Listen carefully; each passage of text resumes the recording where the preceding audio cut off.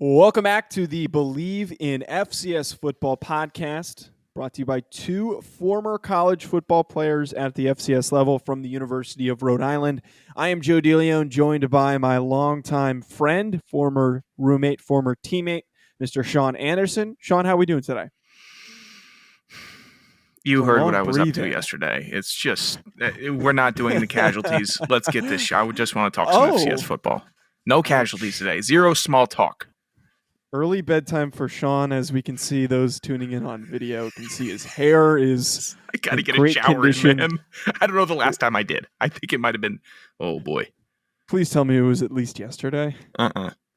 No. Yeah, Why? You could have... See, just tell me you need to shower, and I would have pushed back 30 minutes. Nah, because I have to get stuff done. Up. This shower is going to be so delightful that I'm going to go... I might fall asleep in the shower. But it's going to be... I can't do anything after I get this shower in. That's disgusting. That's disgusting. You keep up that smart mouth. You keep it up. I'm praying for your shower, because I don't know what damage you're about to do to it. But it is going to be significant. You're going to need to hose down the shower after. Well, I always prayed for your shower in the house because it was the smallest I think I've ever seen in my life. Mm-hmm. Yeah, the shower I have in my apartment is not too far off from that size, but definitely at least a little bigger. You want to know a fun fact? What? I still have not seen the shower, the bathroom, or the room I'm going to be living in less than 3 weeks. You've never been in this place that you're moving into? I've been in the main room to sign the papers. That's how little time I've had. Oh, my God. Yeah. Everyone, thoughts and prayers are with Mr. Sean Anderson at this Stop moment calling me in time. mister.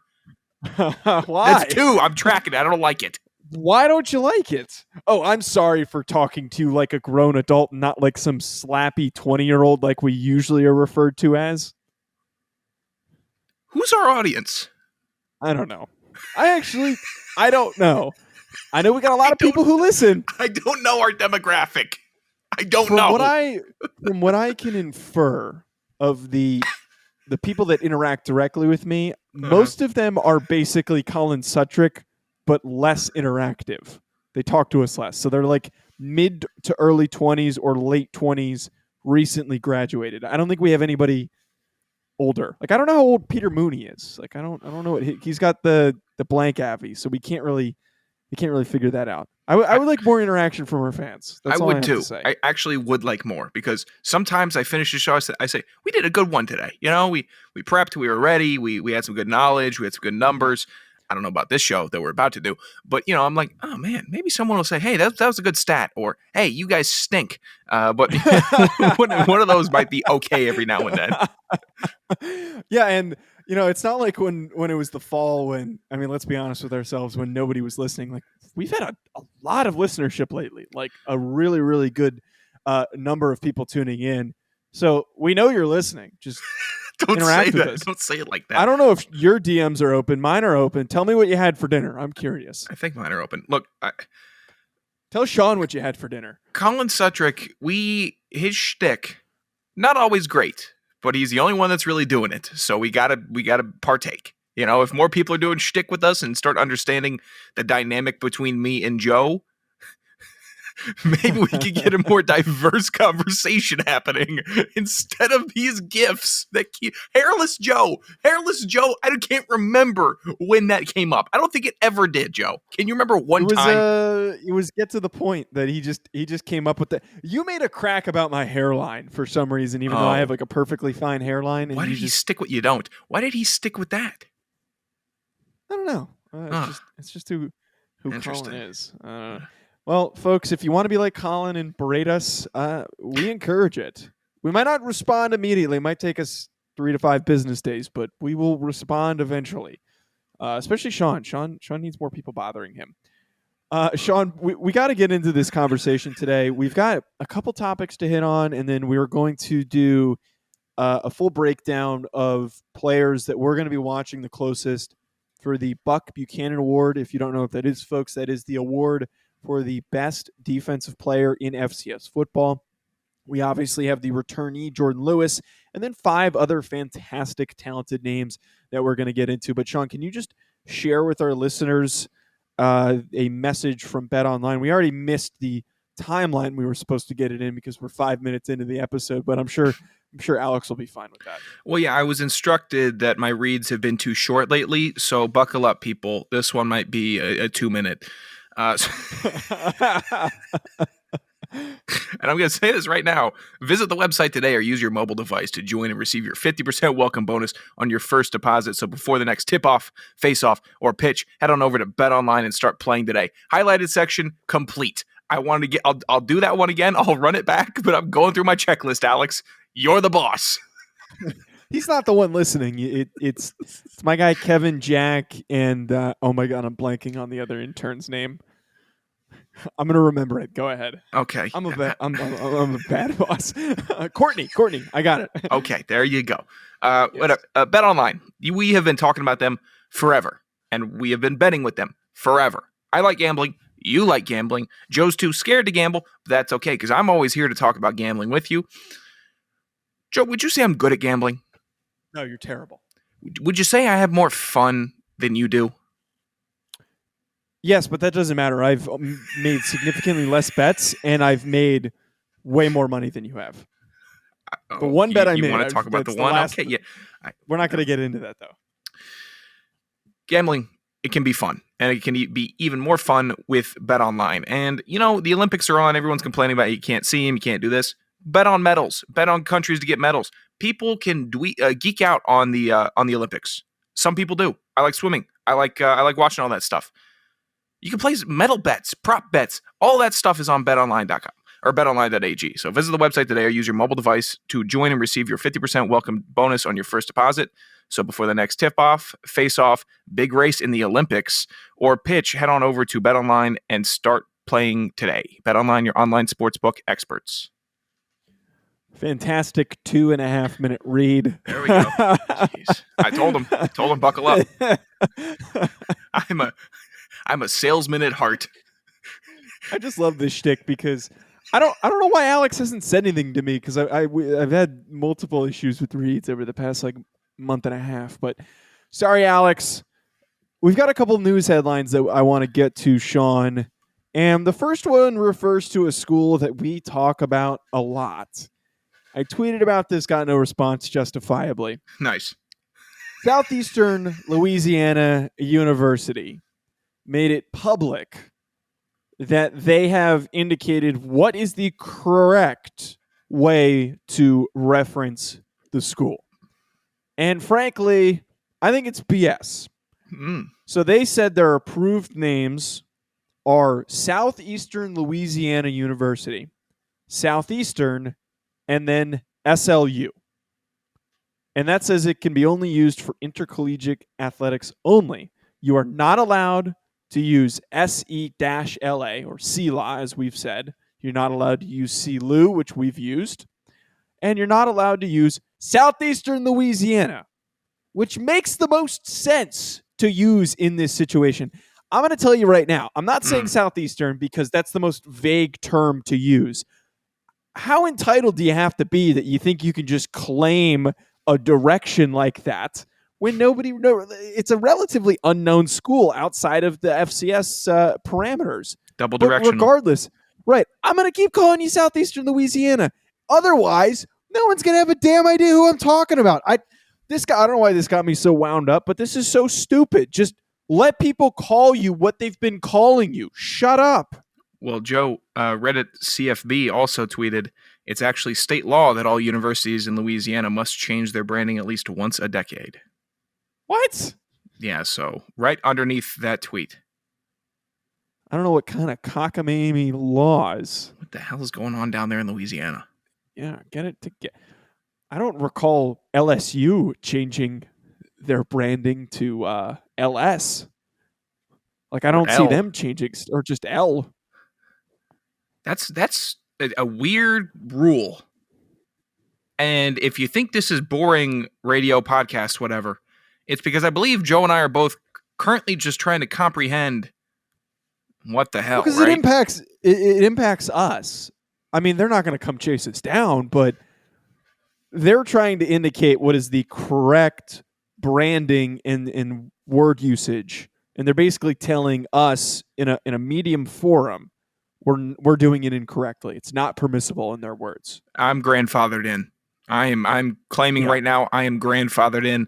I was doing this show while Cole Kelly was still the quarterback. I am therefore grandfathered in. That is my rule. Joe, do you want to be a part of this rule?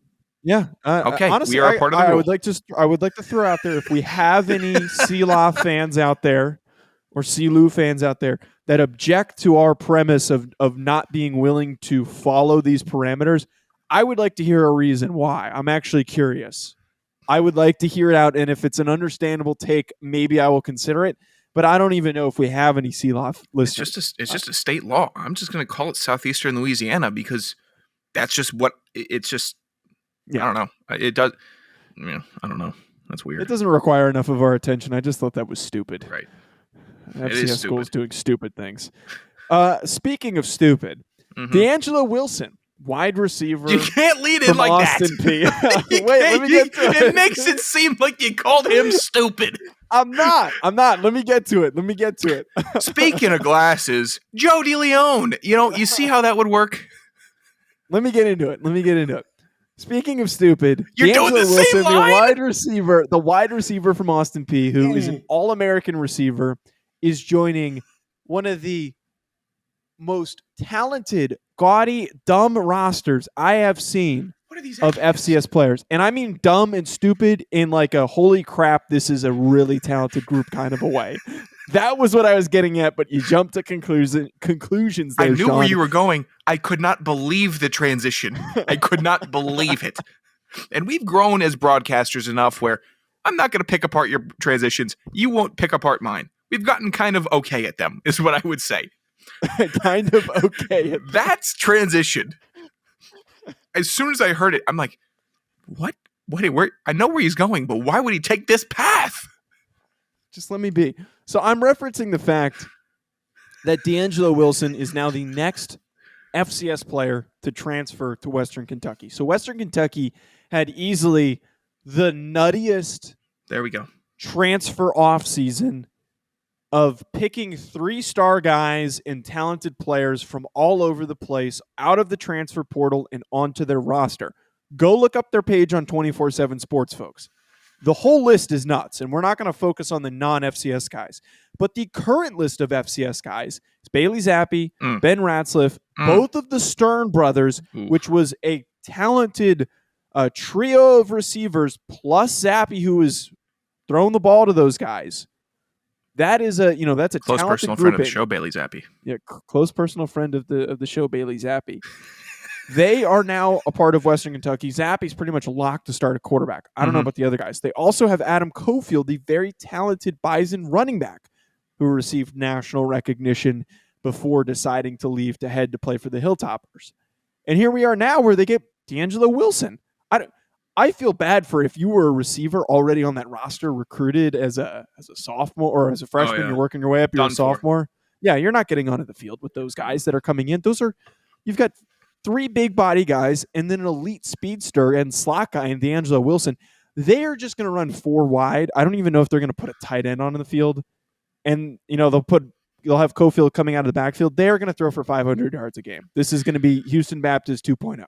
Yeah, I'm going to double back here on Bet Online. I'm taking all the overs for Western Kentucky this year. I'm taking every single over. I don't care if they're playing Alabama. They're going to score 40 points a game.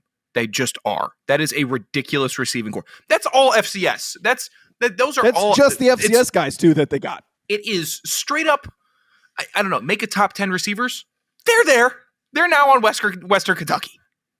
Yeah, that's 4 guys I think we could argue were in the top 15 before last fall. Yeah. And Cofield can catch the rock too.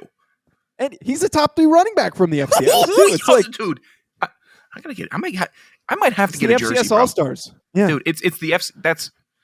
It's like the Monstars.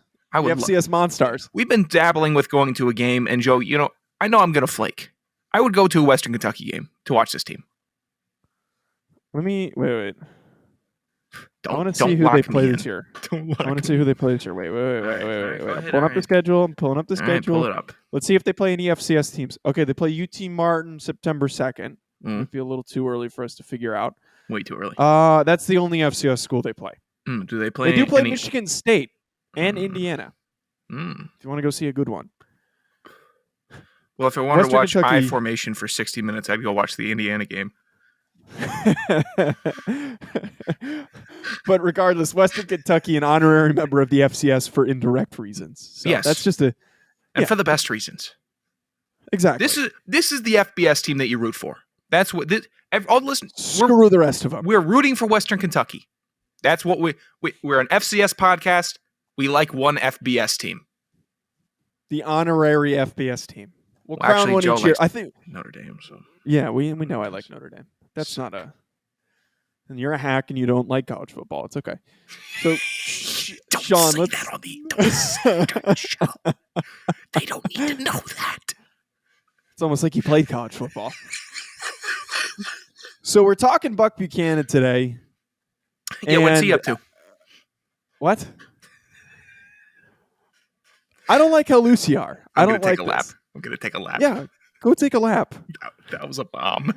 Yeah, that was a bomb. That was Buck Buchanan Award, which is for the top defensive player in the country at the FCS level. We've got 6 guys that we've pinpointed, and I have to say again, if a player is not on the list, it's not us saying that this player is not good enough to win the award. Don't come chasing us at the end of the season if someone we don't name ends up winning it. We were trying to keep things concise. 6 players that we really, really like, some diverse position groups as well. If you want to pitch some other ones, shoot us a DM or a comment. I'd be curious to hear who you guys maybe think could have been in the conversation. But these are the 6 guys that we had. And Sean, let's go to you first with the Citadel linebacker, Willie Eubanks. So, you know how I'm kind of a part of Draft Twitter? Sure. Yeah, well, Draft Twitter has awful phrases and in football in the offseason, they come up with terrible phrases and jargon is what I would say. A bad one is a my guy. It's a bad jargon. One. You know how many times Ryan has pitched to me, like, let's do a my guy show, and I've just ignored it. Like, I just haven't responded to it. It's jargon. Corny. It's all overdone. Jargon. It's not it's not clever. Like, get to the point. That's clever. that's all of this. That's good, dry humor. But my guy, I understand the premise. It's a guy that you have full faith in to succeed. You would stand up on the table and say, I stake my reputation on this player for whatever reason it is, how he moves, character, demeanor, all of that. That becomes what's called a my guy. I hate that I'm saying that term so much, but Willie Eubanks is my guy on defense. He is just as fun a linebacker as you'll watch. He's fast. He is heavy boned. He will hit you and you will go backwards. He will not. That is how he tackles. He tackles with great form also. His arms are, I don't know, pythons. They go out 4 feet on each side. I've never seen arms like this. How he can just engulf a running back, a wide receiver, a quarterback, and you're like, oh no, quarterback's getting away. Nope, Willie Eubanks has you. He just has you. And he's disciplined. He mans that defense. He's the anchor of that Citadel defense. He has been for the last 3 years. He's got a great frame. It's just, I don't know, when he plays, he's making the plays. That's how you watch Citadel on defense. Sure, you're going to get scored on. Every defense does. You watch who's making the plays. Most of the time, it's number 9, Willie Eubanks. He's all over the field. He's my Buck Buchanan Award winner. He deserves recognition this year. He deserves to at least be in the finalist category, which he was snubbed from last year. I think part of that might have just come from the limited action that he saw in the spring. And there's you could come up with a number of reasons. It was disappointing not to see him, but there's no reason with a normal season coming up why he shouldn't be in that conversation coming for 2021. Eubanks is somebody who, you talked about elite speed as an FCS player. He has great length. You know that him being an academy player, he is going to be extremely disciplined. Everything about him, I love about him. And to see a linebacker like this, like Willie Eubanks, there's no reason why he shouldn't be one of the top 5 players in terms of tackles at the end of the season and in contention for the Buck Buchanan. He might not win it, but he should at least be in consideration because of how freakishly talented he is. And it's tough to really establish yourself as a dominant FCS linebacker enough to be considered for the NFL, but there is going to be some NFL buzz for a guy like Eubanks. There should be, because when you watch him on the field, his measurements say 6'2", 230. Joe, he looks about 6'5", 250. He just looks insanely big on the field, and he plays bigger than he is. And we got plenty of other players to talk about, but he stands out on the field. That's something that's going to draw attention from teams. And I honestly, I want to know if at his pro day, I want to know how long his arms are, because he's a guy that's got like stupidly long arms, and that's what makes him such a good tackler. Like that's a reason why a lot of guys are good tacklers is they're quick, but they've got long arms. You're not escaping that because of that elite length. So our next player is the winner of last year, someone who we have to highlight, Jordan Lewis, defensive end from Southern University, the only school that I will willingly refer to as the direction that the name is titled as. 6'3", 195, 5 games last year. This I get why he won, just because of he only played 5 games, and I want to see what he does on a full season this upcoming fall.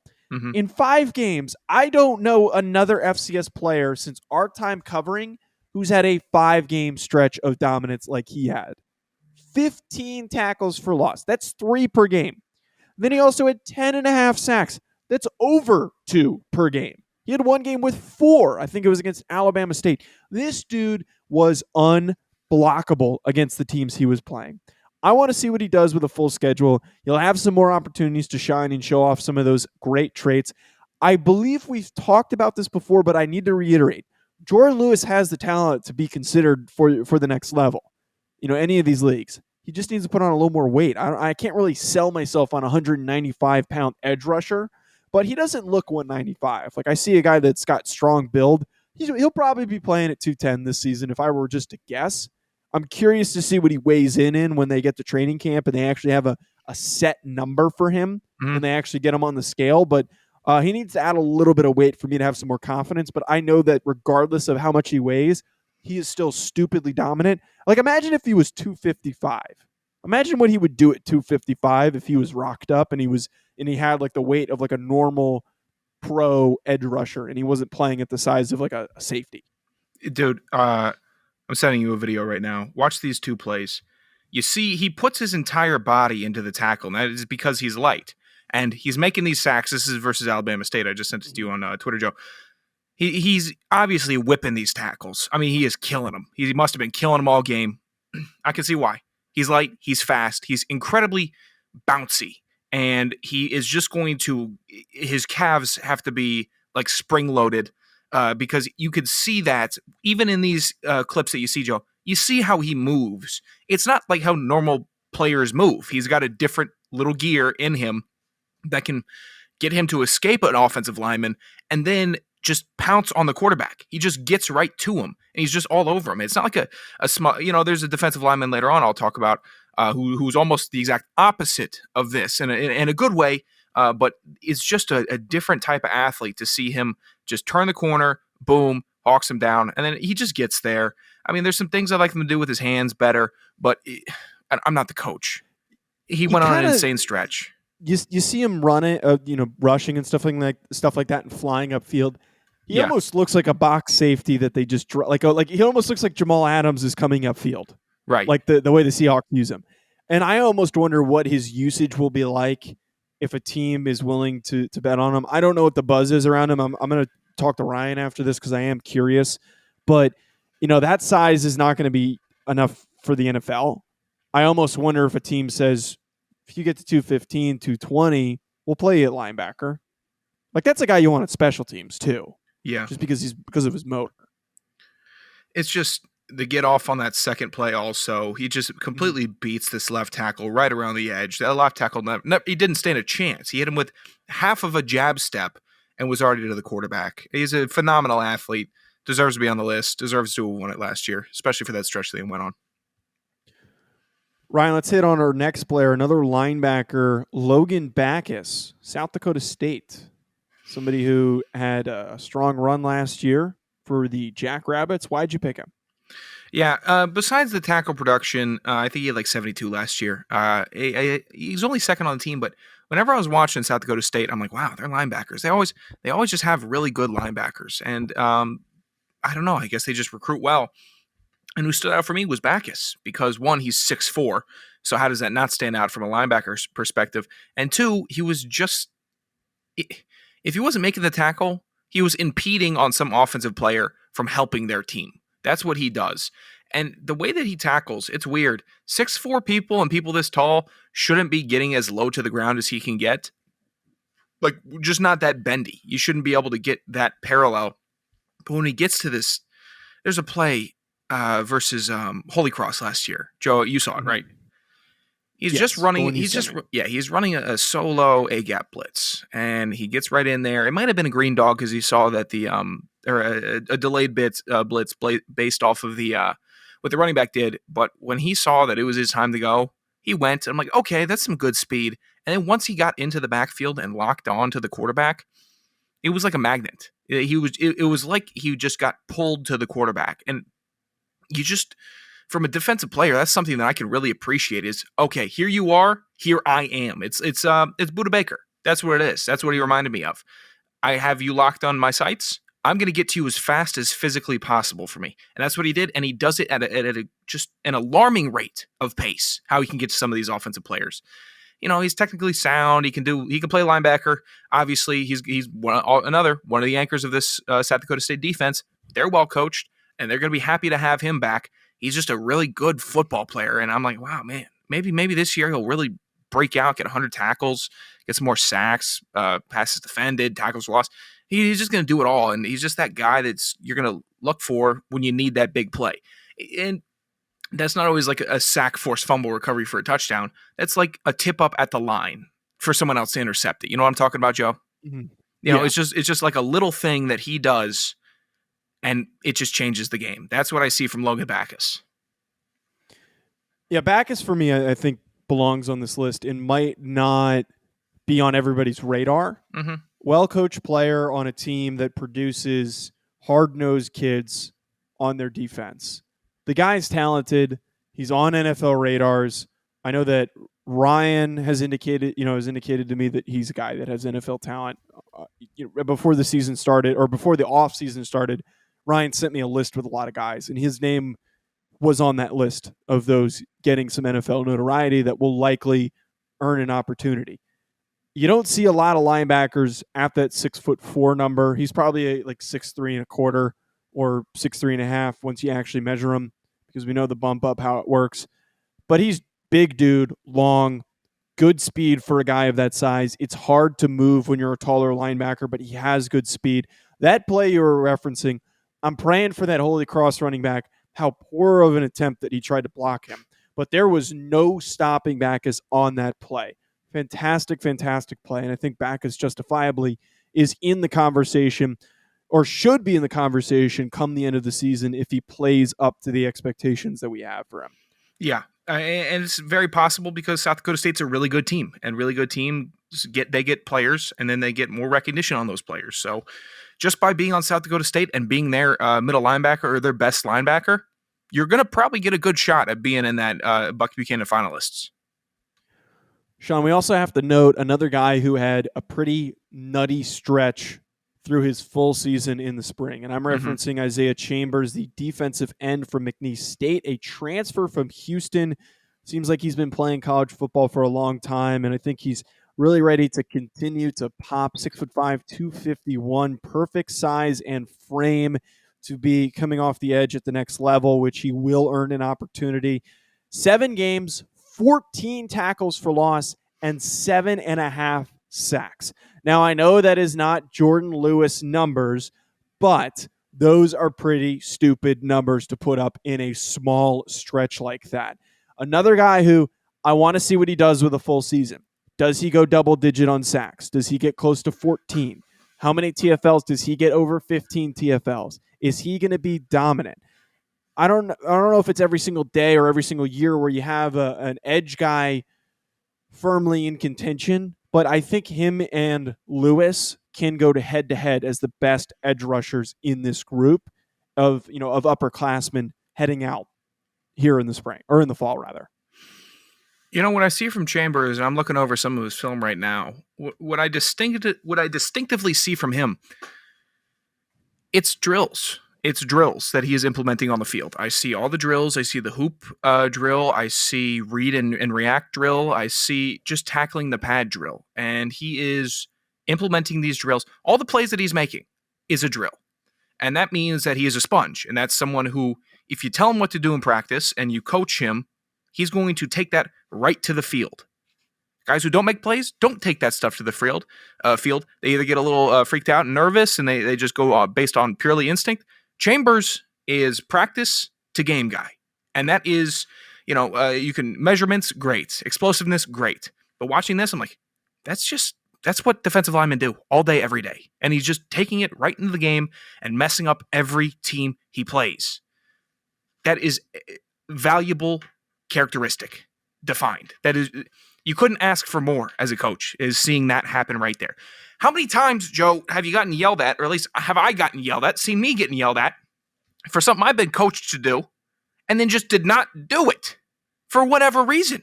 It happens all the time. And it's a terrible feeling because you're like, I tried to do it. Chambers, he doesn't have to say that. He just does it. Right. No, I love Chambers and what he's been able to do, and he'll get the opportunity, I think, to really flash his capability when they play LSU on September 11th. Oh, yeah. That's going to be a really, really good chance for him to say, hey, guys, look at me. Look how I play against the SEC boys. I'm just as good as these dudes. You should put me in the conversation with these draftable defensive ends. You know what Chambers is going to do against LSU? He's going to get 2 tackles for loss, and they're going to be on in the backfield, just tackling a back because he gets upfield so quickly. If he's going to read it, and then he immediately gets upfield, clogging up the lane and getting a tackle for loss. 2 tackles for loss in that game. There's my prop bet.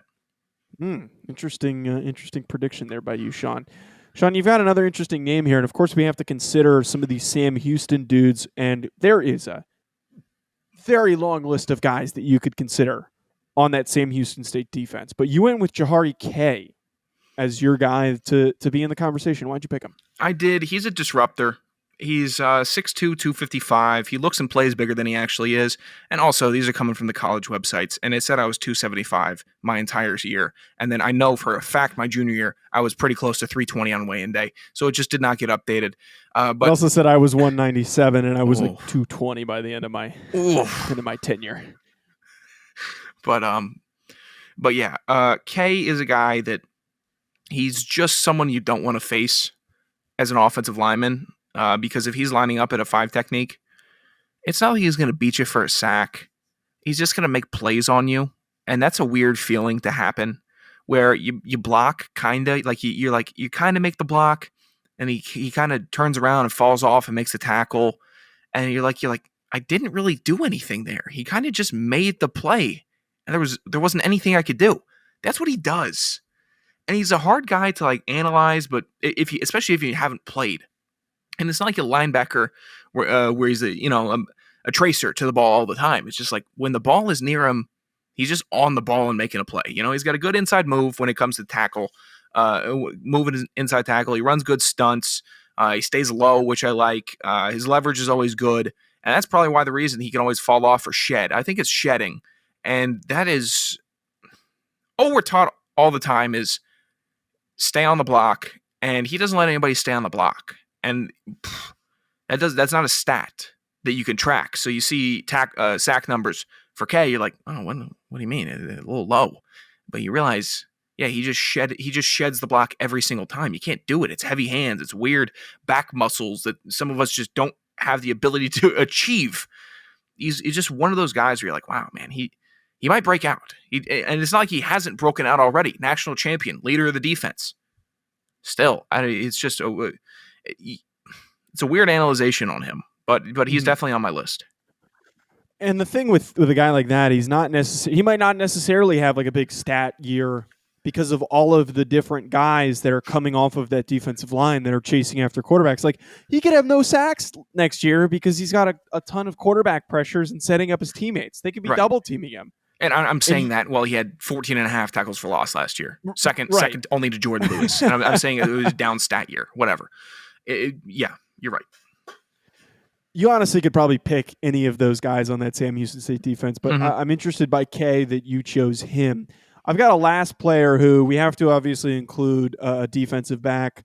We can't finish a show without having somebody that's playing in the secondary. Nicario Harper, safety from Jacksonville State. Without a doubt, in my eyes, the best returning safety.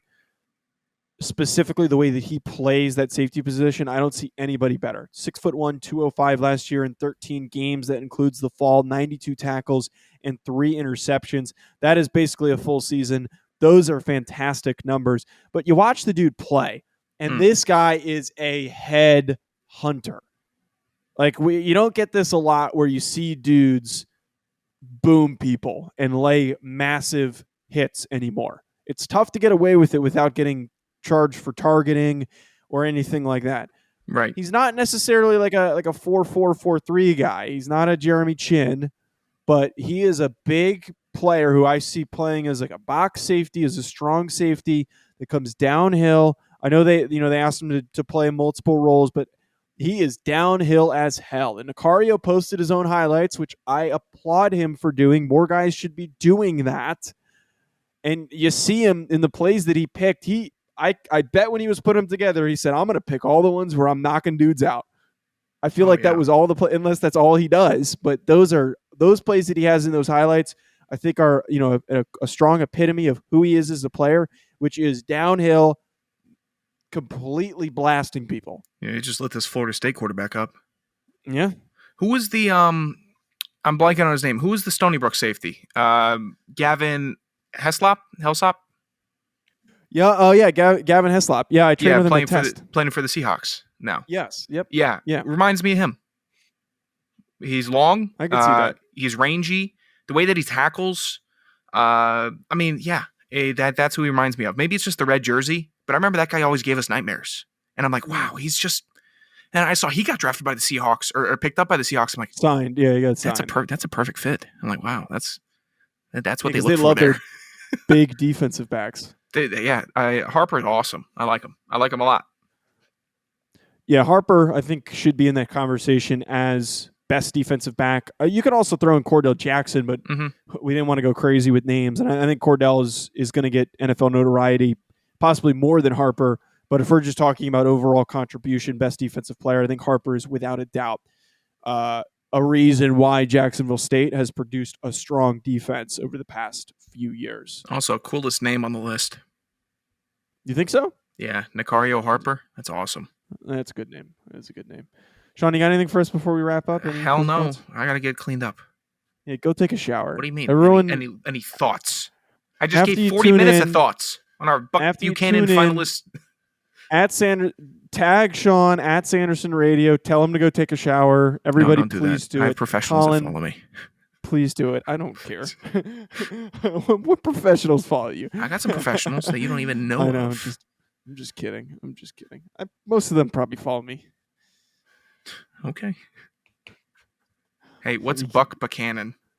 Are you making fun of the fact I spelled that wrong? I just noticed it in the Zencaster thing. You suck. Thanks for tuning in. Be sure to follow us on Twitter at DeLeone at Sanderson Radio. Yeah. Like we said earlier, berate us with your thoughts. We'd like to hear from you folks. Follow Believe Podcast at BLEAV Podcast on Twitter and Instagram. Head to Believe.com to find our show as well as hundreds of other amazing shows. Talk to you soon, folks.